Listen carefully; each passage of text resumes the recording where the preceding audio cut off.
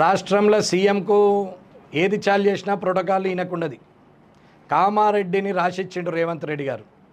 భయ్యా పారిపోయి భయపడిపోయినావు, నువ్వు 6 ఫీట్లు ఉన్నావు, భయపడిపోతివి, ఇన్నేళ్ళు 68 ఏళ్ళు 70 ఏళ్ళ వయసున్న వ్యక్తివి, భీష్మునివి, నువ్వు వారిపోతివి, 3 అడుగులున్న నేను వచ్చి 30 కిలోలు ఉన్నావు, నేను నిలబడితేడా గాడెంతన్నా 6 ఫీట్లు ఉన్నాడు, 70 కిలోలు ఉన్నాడు, రమణారెడ్డితో ఏమవుతుందని గెలికి ఆశను చూస్తారు అన్న. కేసీఆర్కు మంత్రి పదవి చంద్రబాబు తప్పు చేస్తే, ఓటుకు నోటు కేసులో ముఖ్యమంత్రికి ఇప్పుడైన రేవంత్ రెడ్డిని లోపలేసిన కేసీఆర్ తప్పు చేస్తే, నన్ను గెలుక్కొని ఈ రాష్ట్ర ప్రభుత్వం తప్పు చేస్తుందని చెప్తాను. ఇక రాబోయే కాలం సమాధానం ఎట్లుంటుందో నేను చూపెడతాను.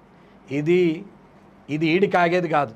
హాస్పిటల్ మెయింటెనెన్స్ కానీ, ఏరియా హాస్పిటల్ కానీ, జీజీహెచ్ కానీ ఏది ఉన్నా సరే, ఆడ 100 పడకలకు చేసిన దోమకొండని అట్లనే ఉంచారు. ఈడున్న ఏరియా హాస్పిటల్ను బాన్స్వాడకు షిఫ్ట్ చేసి ఈడున్న దాంట్లోనే ఇరకబెట్టిర్రు.